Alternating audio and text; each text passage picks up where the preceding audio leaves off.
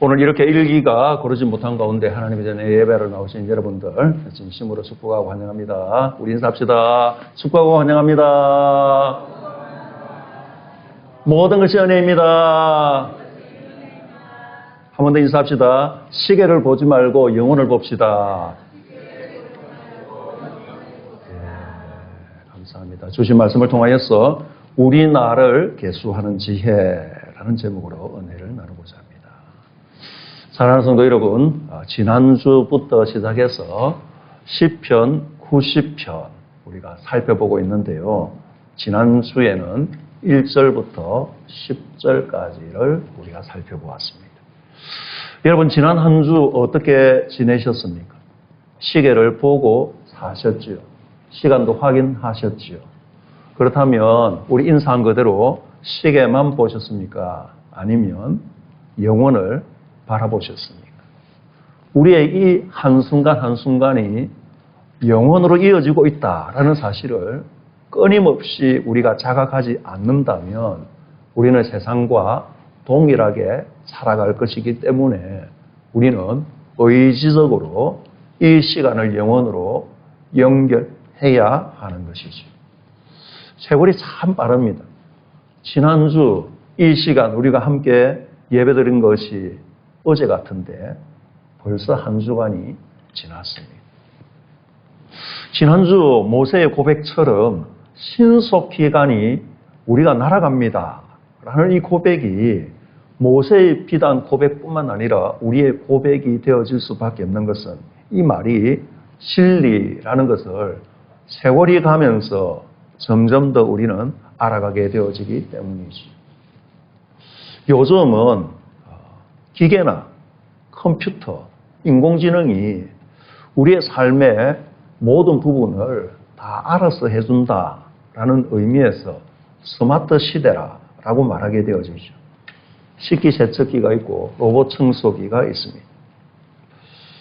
과거 어머니들이 하루 종일 걸려서 그렇게 가사일을 하였는데 지금은 획기적으로 그 노동시간을 감축하게 되어지죠. 직장에서의 일도 마찬가지입니다. 인공지능이나 프로그램들이 그리고 첨단 기계들이 며칠 밤을 지새워서 일해야 됐던 그 일들을 금방 해내게 되어지죠. 인류의 역사상 지금까지 인간의 시간을 이토록 단축해 주었던 그런 기술과 도구가 풍요로웠던 시대가 있었느냐라고 생각해 보게 되어질 때에 정말 이 시대가 그렇게 우리에게 많은 시간의 유용함을 우리들에게 주고 있는 것이죠. 그런데 참 이상한 것은요. 그렇게 우리가 이 기술들을 통하여서 수많은 시간의 여유를 가질 수 있음에도 불구하고 우리 입에서는 늘 정말 시간이 없는데 한 주일 지나고 나서 보니 금방 토요일이고 뒤돌아서면 또 한 달이 갔네. 적어도 우리는 그렇게 말하게 되어지죠. 저 역시나 이제 그러한 말들을 자주 하게 되어지는데 여러분은 어떠신지요? 여기 계시는 분들 중에서 혹시 정말 시간이 안 간다 라고 생각하시는 분이 계신지요? 비결을 듣고 싶을 정도입니다. 이렇게 바쁘게 사는데요. 이렇게 힘들게 사는데요. 우리가 하루를 마치고 나면 우리의 마음은 이상하리만큼 비어 있습니다. 삶의 속도가 그렇게 수십 배 빨라졌고 우리는 그렇게 분주하게 살아가게 되어지는데 우리의 영혼의 상태는 점점 더 고갈되어 가는 것이죠. 여러분 유튜브 자주 보시죠? 저도 유튜브를 볼 때가 있습니다. 요즘 시대에 많은 이제 방대한 자료들이 영상으로 올라오기 때문에 그리고 재미있는 영상들이 올라오기 때문에 사람들은 여기에 시간을 할애하게 되어지죠. 그런데 그것을 일일이 찾아보고 그것을 다 읽어보고 들어보기에 시간이 너무 많이 걸리더라는 것이죠. 그래서 긴 영상을 별로 좋아하지 않습니다. 요즘 이제 쇼츠라는 것이 있죠. 그 영상을 우리가 볼 때에 대부분 보면 가로로 이렇게 해서 보는데 이 쇼츠는 세로로 보게 되어집니다. 가로로 돌리는 것조차 에너지가 든다라는 것이죠. 최소 15초에서 한 60초, 1분 정도까지 이 영상이 돌아가게 되어집니다. 너무나 자극적인 내용들이 계속되어지죠. 그리고 끊임없이 다른 영상들을 계속해서 밀어 올리며 나타나기 때문에 1, 20분 금방 가게 되어지고 1시간, 2시간이 금방 지나가게 되어지죠. 여러분, 우리가 정말 시간이 없어서 매일 이렇게 쫓기듯이 살아가고 있는 것일까요? 하나님께서 천지를 창조하신 이후로 하루는 24시간 동일하게 흘러가고 있습니다.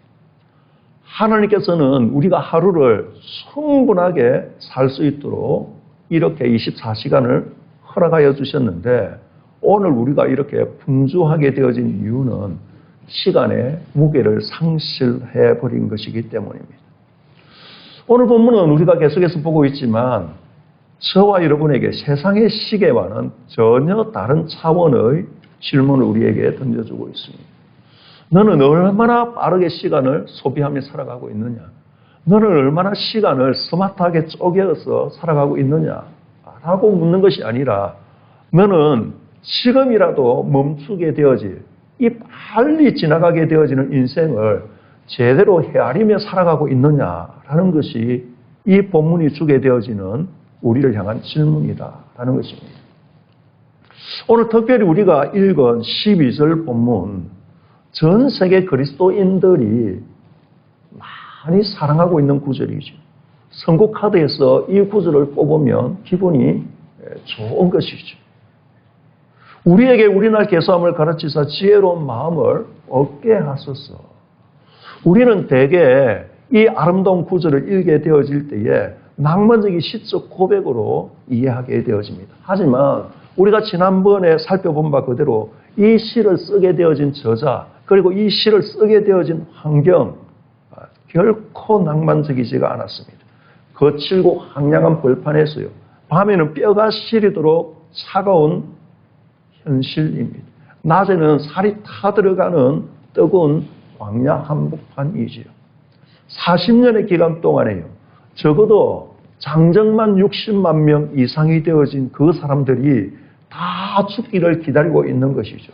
1년 365일 동안 매일 평균 40명에서 50명의 사람이 죽어나갔다라는 그런 의미가 되어집니다.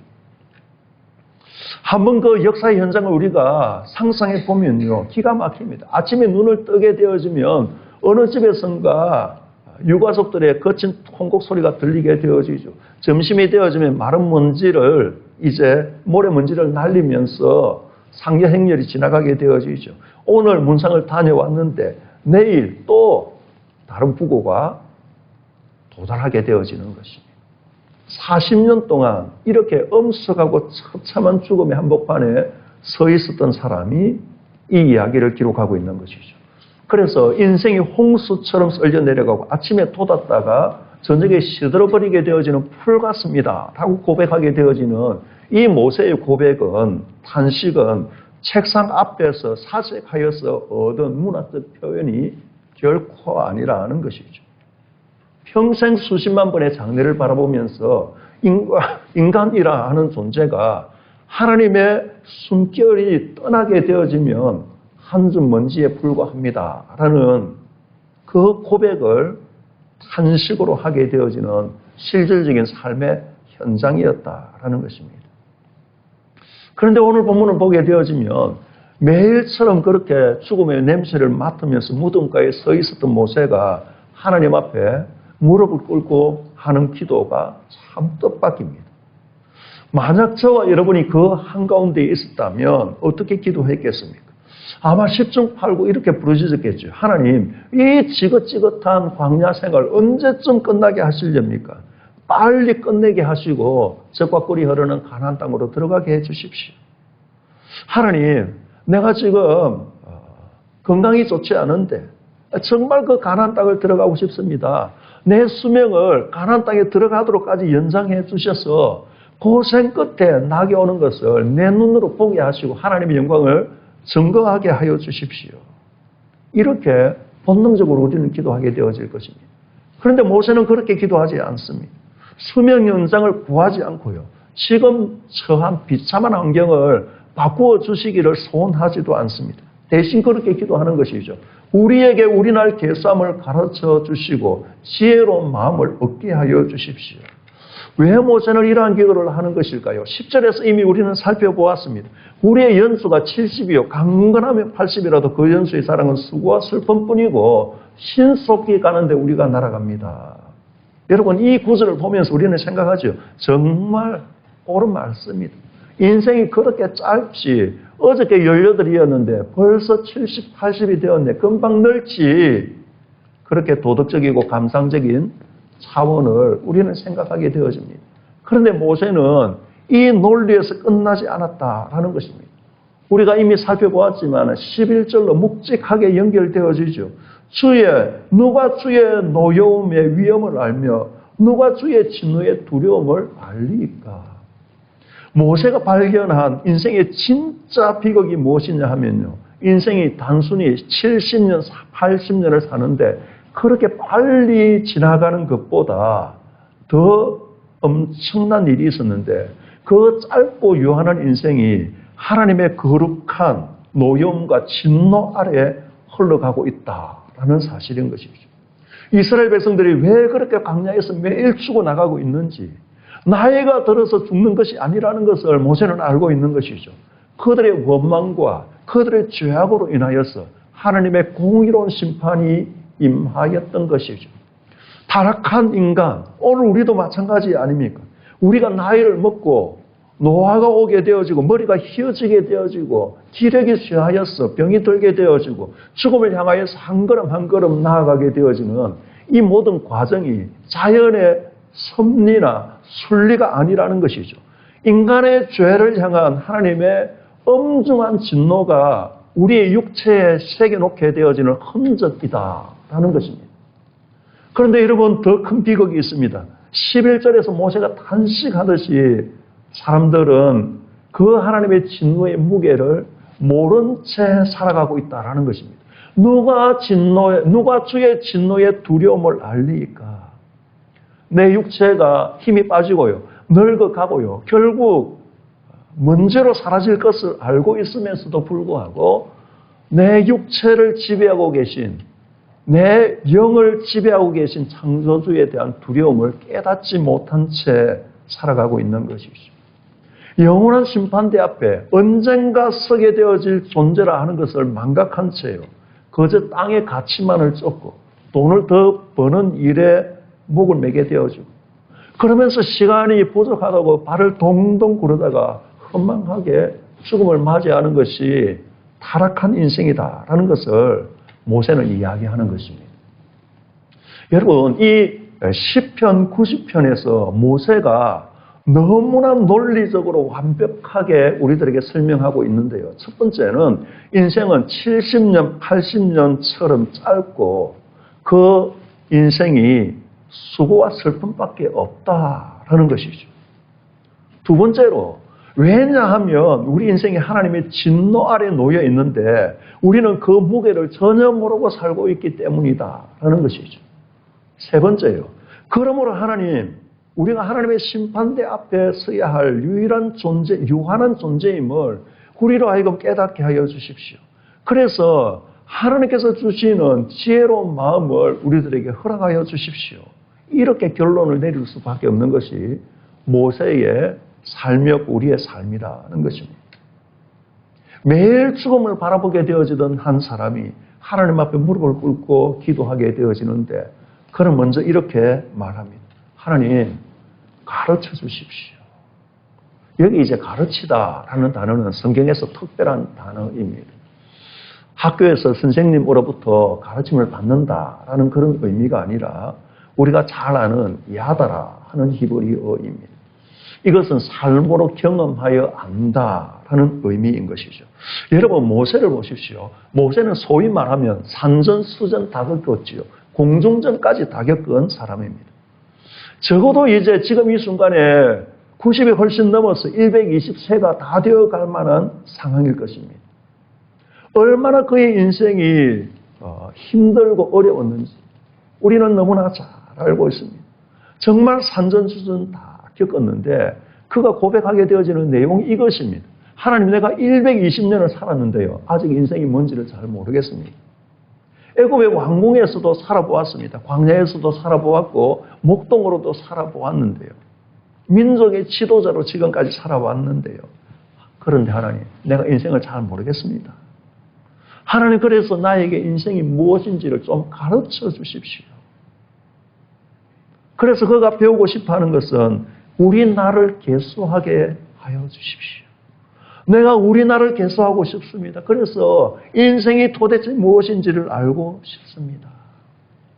여기 이제 우리 나를 계수함을 가르쳐 달라라고 말하게 되어지는 이 기도가 자기 개발 서적에 나오게 되어지는 그런 이야기로 착각하기가 쉽습니다. 정말 시간을 1분 1초도 낭비하지 말고 아껴 쓰라는 말이구나. 다이어리를 사고 날마다 일과를 정리하면서 시간표를 짜서 살라는 말이구나 라고 생각한다면 잘못 생각하는 것입니다. 이 본문은 효율적인 시간관리, 스케줄을 말하게 되어지는 것이 아닙니다.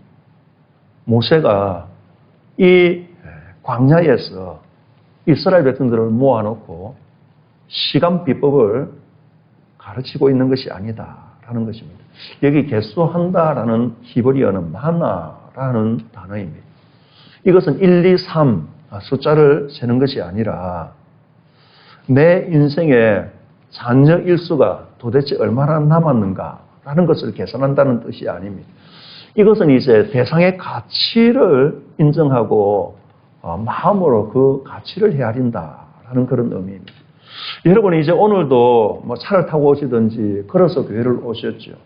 여러분, 길을 걸어오면서 여러분들의 발 앞에 있는 자갈돌의 숫자를 혹시 헤아리면서 오신 분이 계십니까? 우리 집으로부터 지금까지 오면서 쓰레기가 몇 개가 떨어져 있는지를 헤아리면서 오신 분이 혹시 계신지요? 아무도 없습니다. 왜 안 세어봅니까? 가치가 없기 때문입니다. 가을날 정말 낙엽이 아름답게 뒹굴게 되어지는데요. 그 많은 낙엽들을 바라보면서 한 입, 두 입 세는 사람은 아무도 없습니다.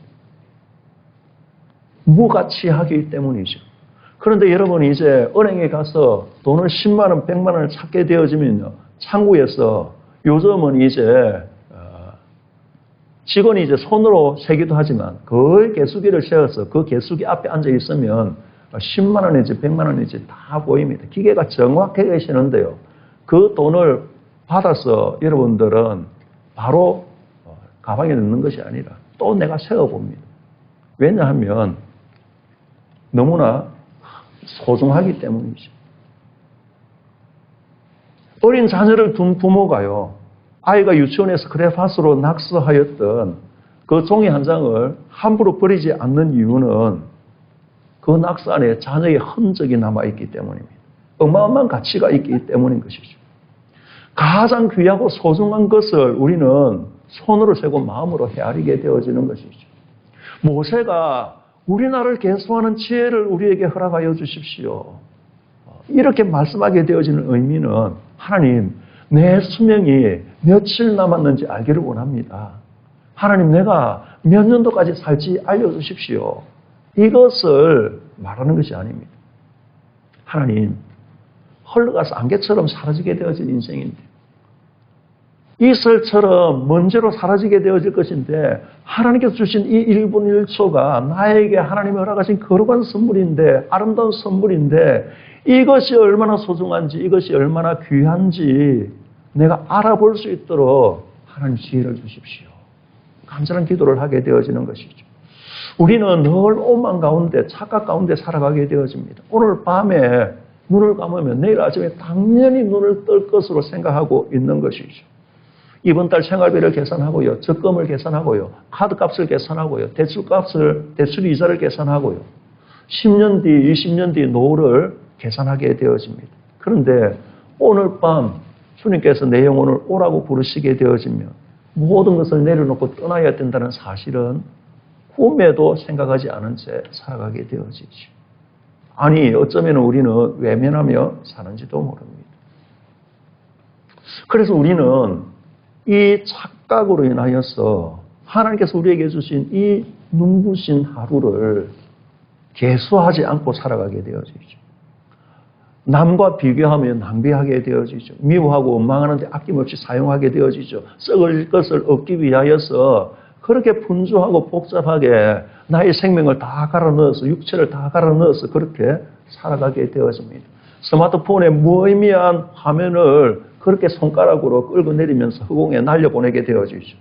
내일이 오면 당연히 또 그렇게 우리는 하루를 도둑 맞으며 살아가게 되어집니다. 우리가 기억해야 할 영적인 세계가 있는데요. 사탄은 우리에게 과격하게 다가오지 않습니다. 무식하게 다가오지 않습니다. 너무나 매력적으로 신사적으로 다가오게 되어지죠. 사탄이 너 교회 가지 마라. 교회 가면 넌 당장에 죽을 것이다. 예수 믿지 마라. 너 예수 믿으면 너 삶이 망하게 되어질 것이다. 그렇게 말하지 않습니다. 너 당장 흉악한 범죄를 저지르며 막 살아라. 내가 너를 보호하여 줄게. 그렇게 협박하지 않습니다. 만약 그렇게 대놓고 악하게 다가오게 되어진다면 우리는 소스라치게 놀라게 되어질 것입니다. 아, 이것이 마귀가 하는 일이구나. 깨어 기도해야 되겠네. 그런데 마귀는 그렇게 하지 아니하고 우리의 귀에 대고 속삭이게 되어지죠. 하자. 너 성도지, 너 목사지. 당연히 기도해야지. 말씀도 열심히 연구하고 묵상해야지. 너무 당연하지. 그런데 너 지금 너무 피곤하잖아. 말씀 보고 기도하는 건 좀 피곤했어. 내일부터 해. 아니, 새 마음으로 월요일부터 시작하면 되잖아. 아니, 올해는 다 갔는데 내년부터 정말 마음을 다 가다듬어서 새롭게 하자. 예배는 너무 중요하지. 그런데 너가 일주일 살면서 얼마나 피곤했니? 오늘은 예배 자리에 나아가지 말고 쉬면서 안식하는 것을 하나님께서 원하시는 것 아니겠니? 잘못을 사과하는 거, 나에게 상처 준 사람을 용서하는 거 너무나 좋은 일이지. 그런데 너가 너무 상처 많이 받았잖아. 너무 자존심도 상하잖아. 지금은 타이밍이 아니야. 조금 더 시간을 두고 나중에 너 마음이 진정되어지면 상대도 화가 가라앉고 나면 그때 가서 이야기를 하면 훨씬 더 잘 풀릴 수 있단다. 사탄이 사용하게 되어지는 전략은 내일로 미루라는 것이죠. 그래서 우리가 내일로 미루게 되어질 때에 우리 나를 계수하는 지혜를 얻지 못하게 되어집니다. 고린도후서 6장 2절은 보라 지금은 은혜 받을 만한 때요 보라 지금은 구원의 날이다 라고 선언합니다. 여러분, 믿음으로 살아간다는 것은 왕년에 내가 하나님 앞에 충성하였던 과거를 기억하고 훈장수여식을 하는 것이 아닙니다. 내일부터 내가 열심히 멋지게 하나님 앞에 변신하며 살겠습니다 라는 다짐도 아닙니다. 믿음으로 살아간다는 것은 오늘 바로 이 시간에 내가 하나님의 말씀에 순종하는 것이죠. 주 예수 그리스도의 십자가의 구원의 그 역사가 지금 이 순간에 나의 삶을 관통하여서 주님이 걸으신 그 십자가의 길을 나도 걷겠습니다. 나에게 이렇게 힘들게 만드는 사람을 향하여서 주님처럼 용서하고 싸매겠습니다. 주님처럼 그렇게 기도하고 주님처럼 그렇게 헌신하며 내가 하나님을 위하여 살아가겠습니다. 그래서 나의 힘으로 되지 않으니 성령님께서 도와주십시오 라고 엎드리게 되어지는 것이죠. 지혜로운 마음을 달라고 구하는데요. 이 마음은 단순히 감정이 뭉클해지는 그 마음을 말하지 않습니다. 눈물 흘리게 되어지는 그 마음을 말하지 않습니다. 이것은 가치관의 중심을 말하게 되어집니다. 우리 인생의 운전석이다라고 생각할 수 있습니다. 우리의 운전석에서 내가 앉아 있는 것이 아니라 주님께서 앉아 계시게 되어질 때에 나의 사고와 생각이 바뀌게 되어지는 것이죠. 세상에서 하나님께로 핸들의 방향이 바뀌게 되어지는 것입니다. 세상적인 정보는 너무나 넘쳐나는데요. 거룩하신 하나님을 두려워하고 경외하게 되어지는 영적인 지혜를 상실하여 버린 이 시대를 우리가 살아가면서 정말 지혜로운 마음은 내 인생이 언제든 주님이 부르실 때에 갈 수밖에 없다라는 유한한 존재임을 절실하게 그리고 확실하게 날마다 매 순간마다 깨닫게 되어지는 것이다 라는 것입니다. 우리는 이 엄숙한 말씀 앞에 다시금 서게 되어지고 이 예배당 문을 나서게 되어지는 순간에 내일 변함없이 월요일이 기다리고 있을 것입니다. 산더미처럼 일이 있을 것이고 사람들을 만나야 할 것이고 밑도 끝도 없는 가사의 무게가 우리를 짓누르게 되어지죠. 다람쥐 쳇바퀴 돌듯이 똑같은 인생을 우리가 살아가게 되겠지만은 성령님과 동행하는 사람, 우리나라를 계수하는 지혜를 얻은 사람은 좀 다르게 이 인생을 살아내어야 합니다.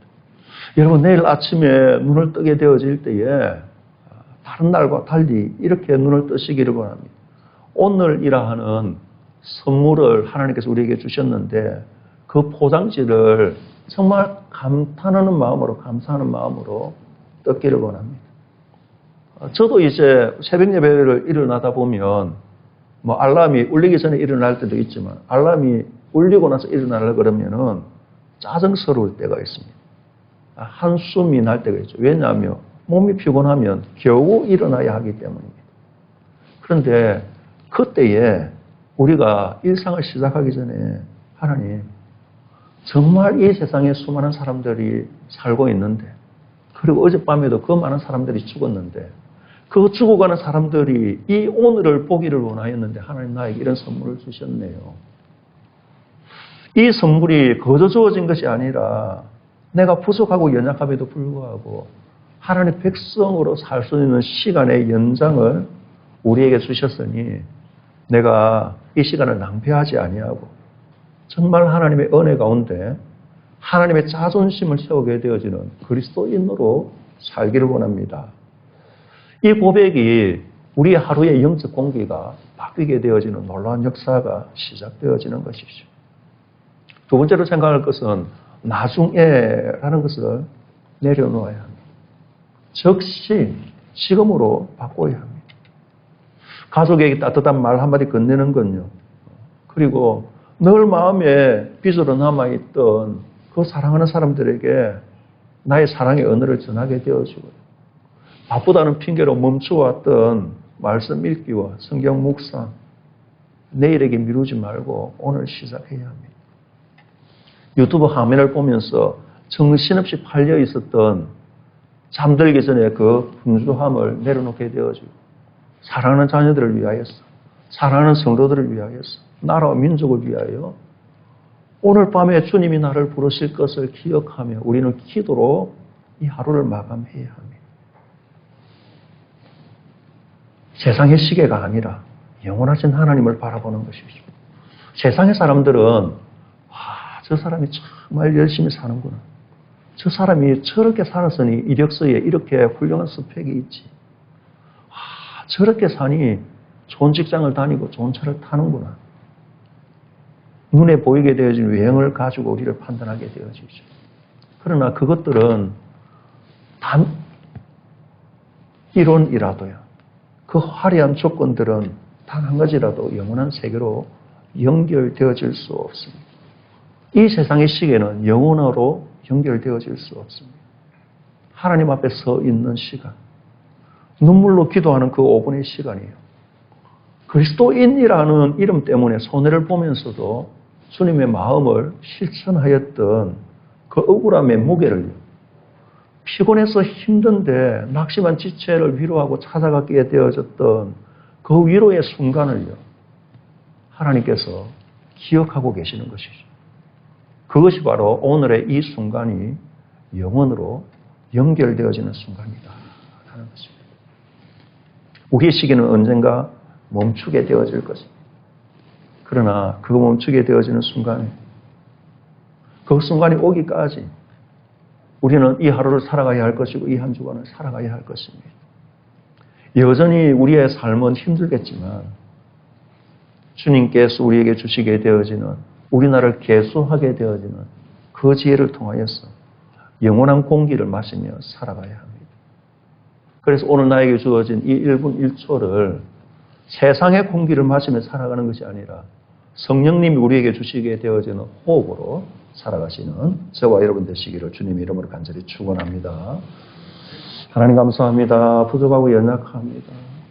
세상을 의지하며 살았고 세상을 바라보며 살았고 세상에 나의 위대함을 드러내기 위하여서 발버둥 치며 살았습니다. 그러나 오늘 모세의 기도를 보니 우리나라를 개수하는 지혜를 허락하여 달라고 그 위대하였던 지도자가 고백하게 되어지는 그 믿음의 고백과 탄식이 오늘 우리의 고백이 되게 하셔서 세상의 시계를 바라보는 것이 아니라 영원하신 주님을 바라보게 하시고 세상과 호흡하는 것이 아니라 성령님과 호흡하는 우리들이 되어지도록 도와주옵소서. 예수님 이름으로 기도합니다. 아멘. 408